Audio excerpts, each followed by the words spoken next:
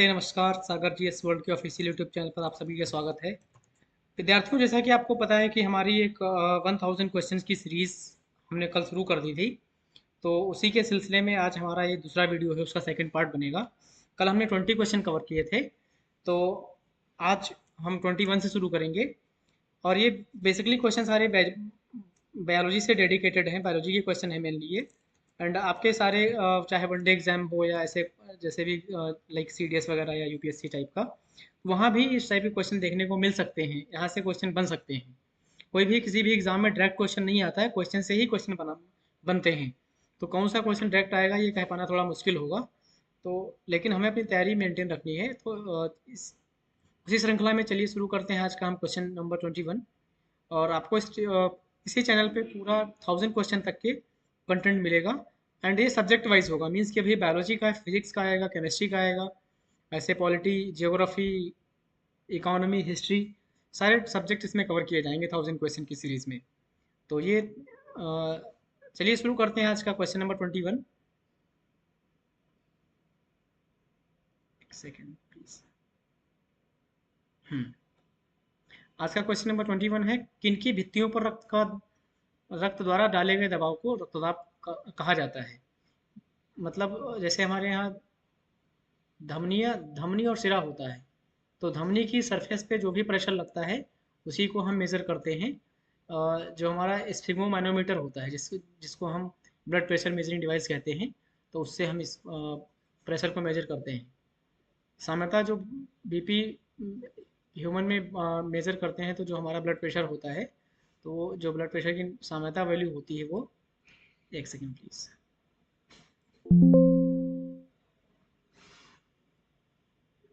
120/mm 80 mmHg।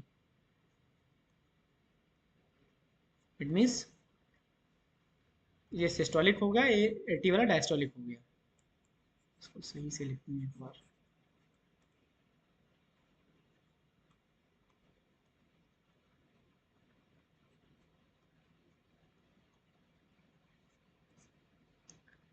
Question number 22, रक्त में पाई जाने वाली धातु को क्या कहते हैं। तो लोहा होता है, जिसको हम आयरन कहते हैं, जो कि आरबीसी में होता है मेनली। वह अंग कौन सा जो मानव शरीर में ग्लाइकोजन के रूप में कार्बोहाइड्रेट को जमा करता है। तो लीवर। लीवर के पास ग्लाइकोजन होता है।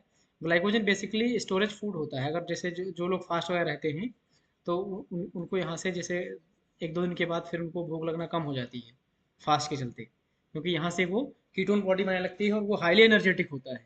तो ग्लाइकोजन यहाँ से डिग्रेड होना शुरू होता है। पित्त किसके द्वारा पैदा किया जाता है। तो यकृत में पित्त पैदा किया जाता है। पित्त का जो बेसिक नेचर होता है, पित्त का जो नेचर होता है वो बेसिक होता है। पित्त जमा होता है तो पित्ताशय में पित्त बनाता रहेगा है यकृत हमारा, लेकिन स्टोरेज होगा जो वो होगा पित्ताशय में।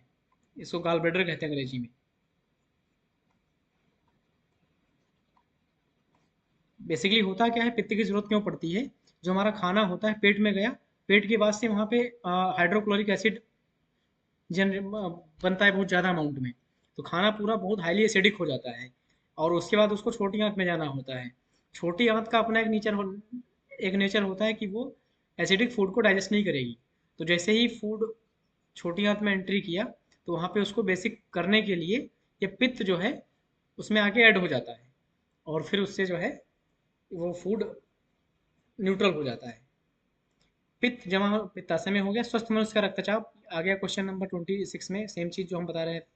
क्वेश्चन नंबर 27, दौड़ लगाते समय मनुष्य का रक्तचाप बढ़ जाता है। बिल्कुल बढ़ेगा। सामान्य जीवन काल में मनुष्य का हृदय लगभग कितनी बार धड़कता है। तो 2 अरब टाइम्स। ये जो ह्यूमन एज है 70 ईयर्स के रेस्पेक्ट में है, एवरेज एज। मानव शरीर में हृदय का कार्य क्या होता है। तो पंपिंग स्टेशन है। हृदय हमारा सिर्फ पंप करता है ब्लड को, मतलब heart to organ and organ to heart. Heart to organ करेगा तो सिस्टोलिक प्रेशर से, और जब ऑर्गन टू हार्ट होगा डायस्टोलिक होगा, इसीलिए प्रेशर कम होता है। रक्त में लाल रंग किसके कारण होता है। तो हीमोग्लोबिन के कारण होता है। हीमोग्लोबिन में आयरन होता है। क्वेश्चन नंबर 32, शरीर में हीमोग्लोबिन का काम क्या होता है। हीमोग्लोबिन बेसिकली क्या होता है, हीमोग्लोबिन काम करता है ऑक्सीजन को कैरी करने का।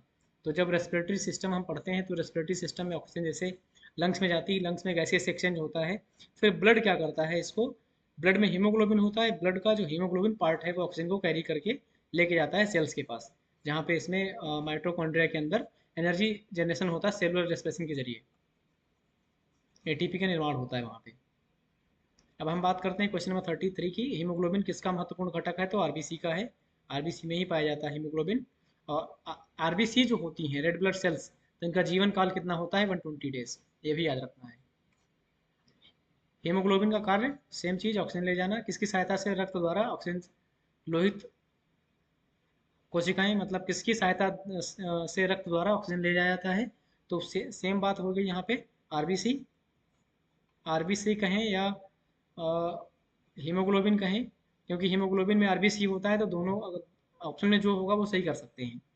जब कोई बाहरी पदार्थ मानव रुधिर प्रणाली में प्रविष्ट होता है तो प्रतिक्रिया कौन प्रारंभ करता है, WBC, because white blood cells जो होती हैं ये हमारे डिफेंस मैकेनिज्म का एक अहम पार्ट होती हैं, तो व्हाइट ब्लड सेल्स रिएक्ट करती हैं। लाल रक्त कणिकाएं कहाँ उत्पन्न होती हैं, तो बोन मैरो में, अस्थिमज्जा जिसको कहते हैं, अस्थिमज्जा में ये निर्माण होता है।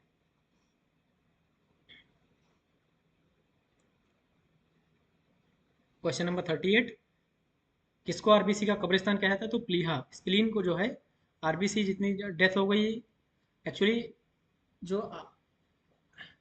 ब्लड सेल्स होती हैं, ब्लड सेल्स में जो हमारा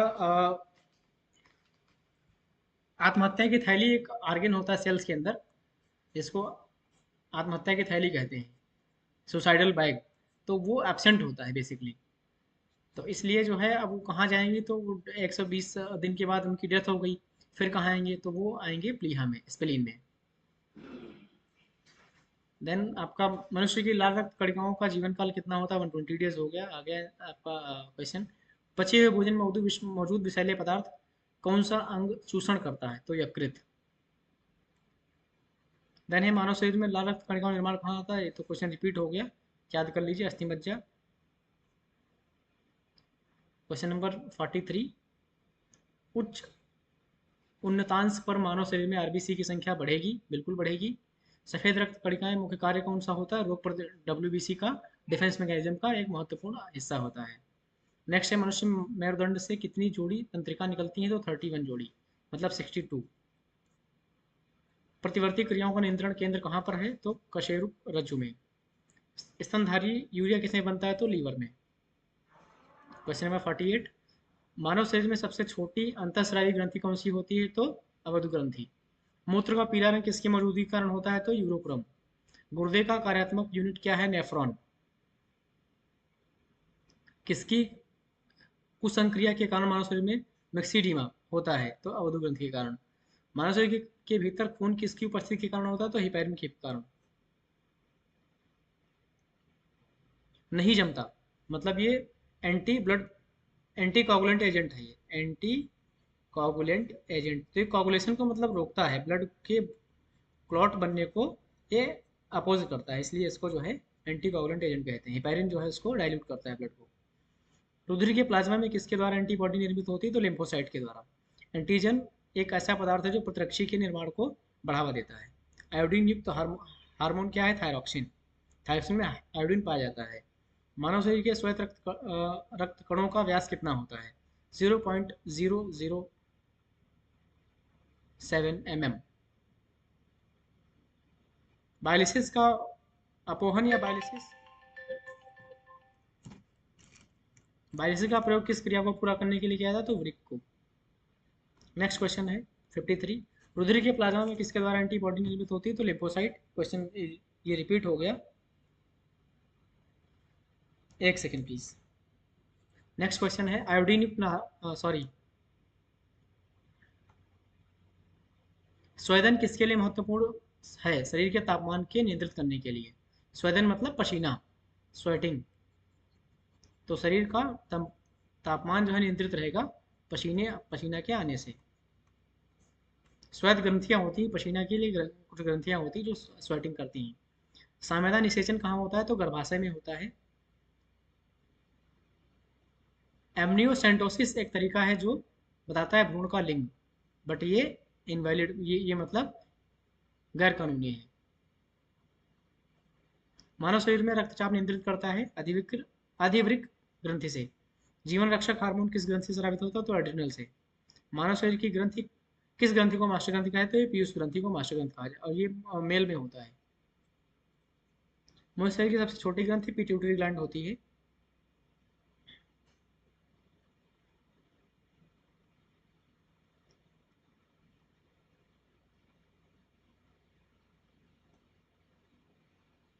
एक सेकंड, क्या क्वेश्चन नंबर था ये?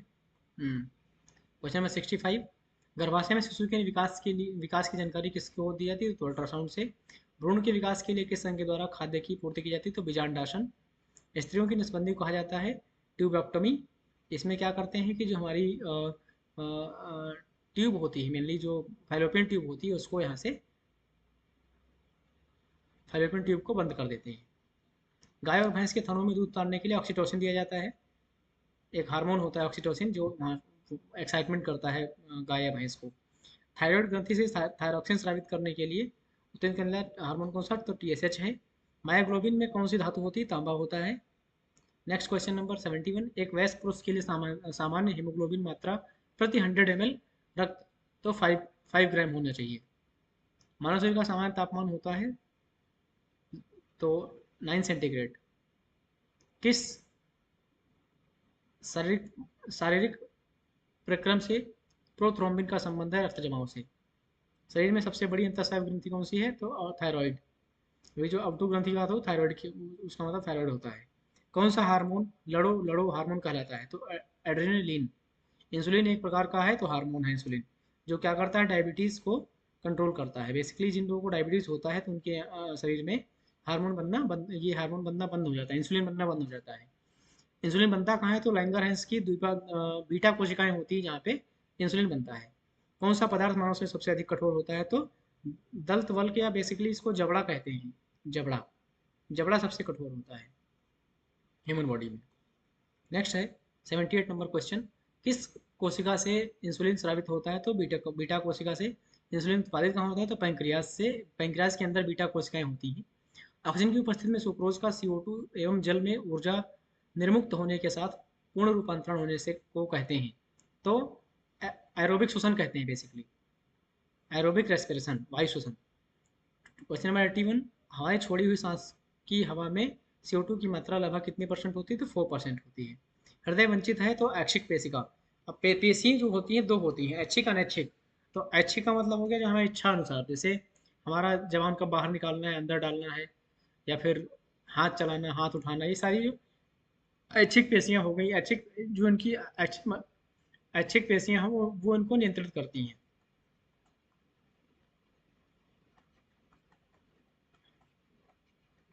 अब कुछ अनैच्छिक होती हैं, जैसे पलक झपकना। पलक झपकना अगर देखा जाए तो कुछ देर के लिए ऐच्छिक भी हो सकती है, अनैच्छिक भी हो सकती है।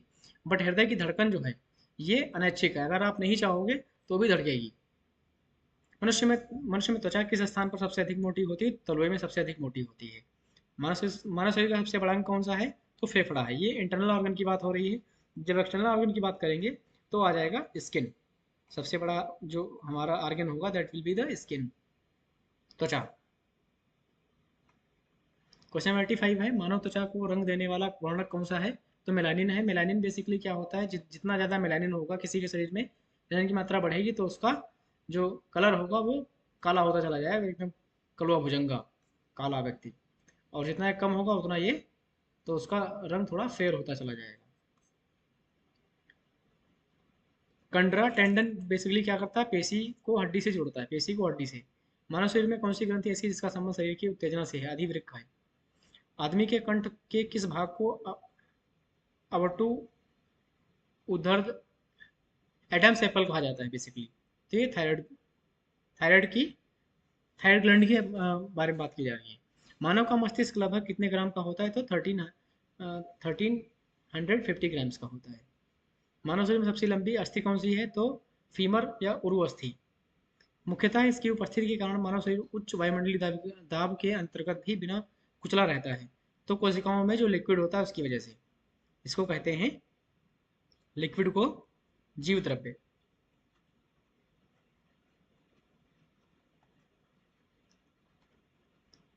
नेक्स्ट है आँख की रेटिना की परंपरागत कैमरा के निम्नलिखित में से किस भाग से तुलना की जा सकती है? तो फिल्म से। रक्त जमने में किस तत्व की मुख्य भूमिका होती है? तो कैल्शियम। मनुष्य में सामान्य निरन्न फास्टिंग रुधिर शर्करा स्तर पर 100 ml रुधिर में 80 टू 100 ग्राम 80 टू 100 मिलीग्राम्स होती है। अधिक ऊंचाई पर मानव शरीर में लाल रक्त कणिकाएं संख्या में बढ़ जाती हैं। मानव रुधिर में कोलेस्ट्रॉल का सामान्य स्तर क्या है? तो 140 टू 180 मिलीग्राम। यदि किसी व्यक्ति की रुधिर वाहिकाओं की त्रिज्या कम हो जाती है तो जहाँ जाहिर सी बात है तो उसका दबाव बढ़ेगा। A1 V1 is equal to A2 V2। इसका मतलब एरिया बढ़ेगा। अगर एरिया और वॉल्यूम कांस्टेंट है तो आगे भी कांस्टेंट रहेगा। इसमें से कुछ चेंजेस होगा। एरिया डिपेंड करता है त्रिज्या पे। त्रिज्या कहें चाहे व्यास कहें डायमीटर या रेडियस बात एक ही है। तो अगर ये बढ़ेगा या घटेगा तो इधर भी चेंजेस होगी। मानव शरीर के किस अंग में लसिका कोशिकाएं बनती हैं? तो दीर्घास्थि में। स्तनपाइयों में श्वेत ग्रंथियां मूलतः संबंधित होती हैं ताप नियमन से, मतलब टेम्परेचर कंट्रोल से संबंधित होती हैं।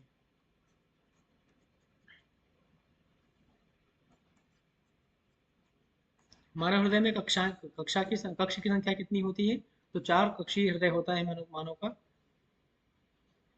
2 अलिंद और 2 निलय। अंग्रेजी में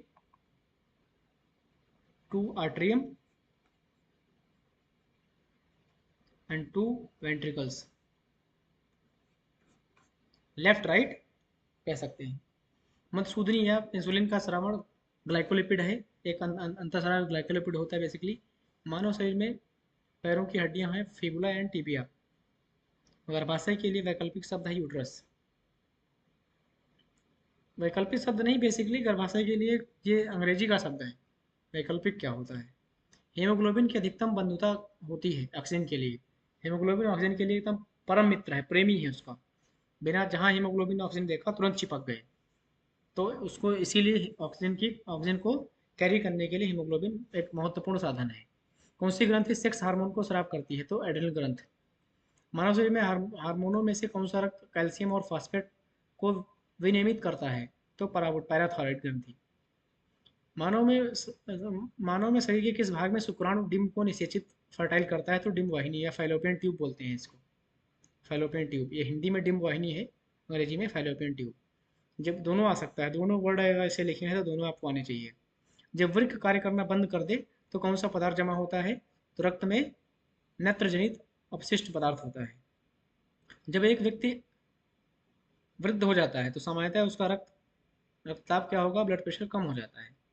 बट आजकल होता नहीं है, बूढ़े लोग भी जो है काफ़ी ज़्यादा उनका ब्लड प्रेशर बढ़ा रहता है हमेशा। तो ये क्वेश्चन नंबर 109 तक आज हमने पढ़ लिया है और कल हम इसी टाइम पे फिर से आएंगे। क्वेश्चन नंबर 109 के बाद आगे स्टार्ट करेंगे। तो अगर आप सारा ये वीडियो देखते हैं, आपको पसंद आता है तो चैनल को सब्सक्राइब करें, ज़्यादा से ज़्यादा शेयर करें, ताकि हम जो सारे सब्जेक्ट की सीरीज़ की बात कर रहे हैं तो ईमानदारी से वो सीरीज़ लाएँ और आपको अच्छे से एक्सप्लेन करें।